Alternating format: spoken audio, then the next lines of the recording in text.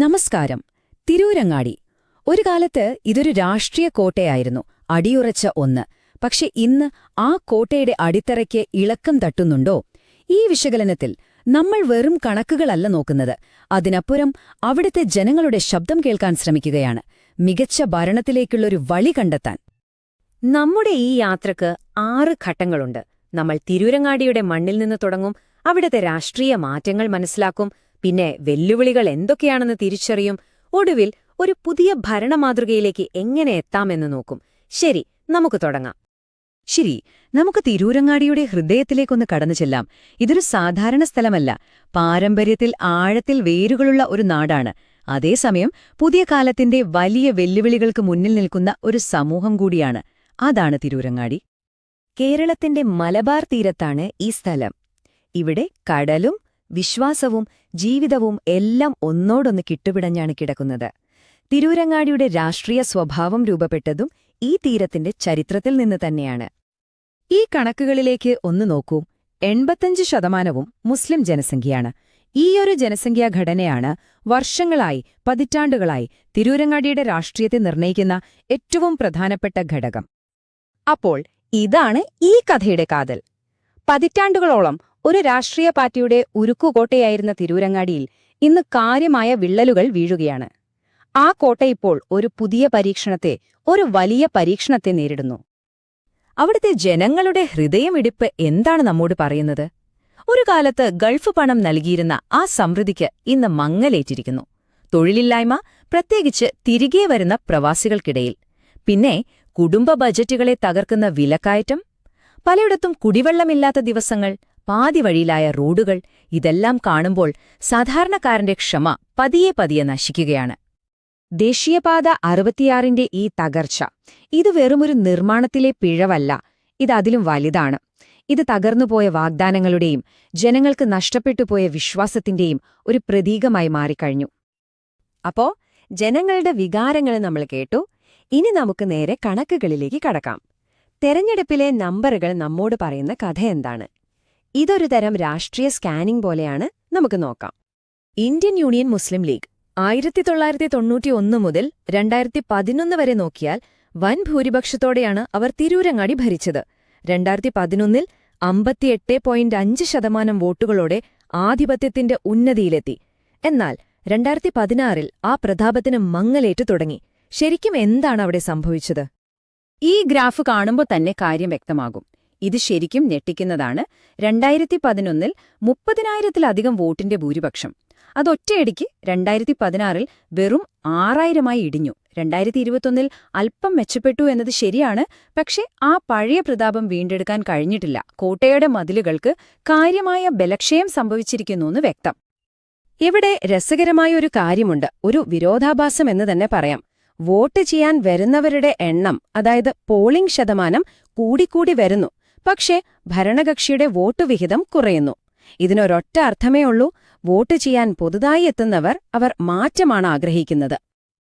അപ്പോൾ ഈ രാഷ്ട്രീയ ശക്തി കേന്ദ്രത്തിന്റെ യഥാർത്ഥ കരുത്തും ബലഹീനതയും എന്തൊക്കെയാണ്? നമുക്കൊന്നുകൂടി ആഴത്തിൽ പരിശോധിക്കാം. അവരുടെ ഏറ്റവും വലിയ ശക്തി എന്താണെന്ന് ചോദിച്ചാൽ, അത് വർഷങ്ങളായി സമൂഹത്തിൽ അവർ കെട്ടിപ്പടുത്ത ആ വിശ്വാസം തന്നെയാണ്. അതോടൊപ്പം ഏത് സാഹചര്യത്തിലും കൂടെ നിൽക്കാൻ തയ്യാറുള്ള ശക്തമായ ഒരു പാർട്ടി കാഡർ സംവിധാനവും അവർക്കുണ്ട്. പക്ഷേ ദൗർബല്യങ്ങളുടെ ഭാരം അതിലും വലുതാണ്. പാലിക്കപ്പെടാത്ത വാഗ്ദാനങ്ങൾ, നമ്മൾ നേരത്തെ കണ്ട തകർന്ന റോഡുകൾ, വെള്ളം കിട്ടാത്ത പൈപ്പുകൾ, യുവാക്കളുടെ സ്വപ്നങ്ങൾക്ക് ചിറക് നൽകാൻ കഴിയുന്നില്ല എന്നൊരു തോന്നലും വ്യാപകമാണ്. ഇതെല്ലാം വലിയ ബലഹീനതകളാണ്. എന്നാൽ ഇനിയും അവസരങ്ങൾ മുന്നിലുണ്ട്. മുടങ്ങിക്കിടക്കുന്ന പദ്ധതികൾ പൂർത്തിയാക്കിയാൽ, ജനങ്ങളുടെ അടിസ്ഥാന പ്രശ്നങ്ങൾക്ക് ഒരു പരിഹാരം കണ്ടെത്താൻ കഴിഞ്ഞാൽ, ആ നഷ്ടപ്പെട്ടുപോയ വിശ്വാസം ഒരുപക്ഷെ വീണ്ടെടുക്കാൻ കഴിഞ്ഞേക്കും. ഭീഷണികൾ പല രൂപത്തിലാണ് വരുന്നത്.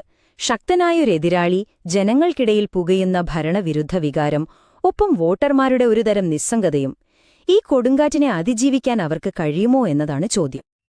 ഈ രാഷ്ട്രീയ മത്സരങ്ങൾക്കിടയിലെ നമ്മൾ ഒരു കാര്യം ഓർക്കേണ്ടതുണ്ട്: ജനാധിപത്യം നിലനിൽക്കുന്നത് ആരോഗ്യകരമായ സംവാദങ്ങളിലൂടെയാണ്. അധികാരത്തോടെ സത്യം പറയാനും എതിരഭിപ്രായങ്ങളെ ബഹുമാനിക്കാനും നമുക്ക് കഴിയണം. അതാണ് നമ്മുടെ ഭരണഘടനയുടെ അന്തസത്ത. ശരി, ഇനി നമുക്ക് ഈ അതൃപ്തിയുടെ ആഴങ്ങളിലേക്ക് ഒന്നുകൂടി ഇറങ്ങിച്ചെല്ലാം. എന്തുകൊണ്ടാണ് ജനങ്ങൾ ഇത്രയധികം അസ്വസ്ഥരാകുന്നത്? നമുക്ക് താഴെത്തട്ടിൽ നിന്ന് കേൾക്കാം. ഇത് വെറും കണക്കുകളല്ല, ഇത് മനുഷ്യരുടെ ശബ്ദമാണ്. ഇടുങ്ങിയ റോഡുകളിൽ കുടുങ്ങിപ്പോകുന്നവരുടെ ശബ്ദം, ഒരു തുള്ളി വെള്ളത്തിനായി കാത്തിരിക്കുന്നവരുടെ ശബ്ദം, ഒരു റേഷൻ കാർഡിനു വേണ്ടി ഓഫീസുകൾ കയറിയിറങ്ങുന്നവരുടെ ശബ്ദം. ഈ ശബ്ദങ്ങൾ നമ്മൾ കേൾക്കാതെ പോകരുത്. ഈ അവസ്ഥയെ നമുക്ക് ക്ഷേമ പദ്ധതികളോടുള്ള മടുപ്പ് എന്ന് വിളിക്കാം.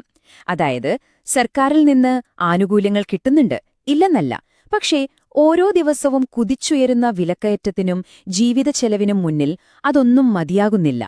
അതുകൊണ്ടാണ് പണ്ട് വോട്ടായി മാറിയിരുന്ന പല ക്ഷേമ പദ്ധതികളും ഇപ്പോൾ അതേ ഫലം തരാത്തത്. ഇതുവരെ നമ്മൾ പ്രശ്നങ്ങൾ തിരിച്ചറിയുകയായിരുന്നു. ഇനി പരിഹാരങ്ങളിലേക്കാണ് പോകുന്നത്.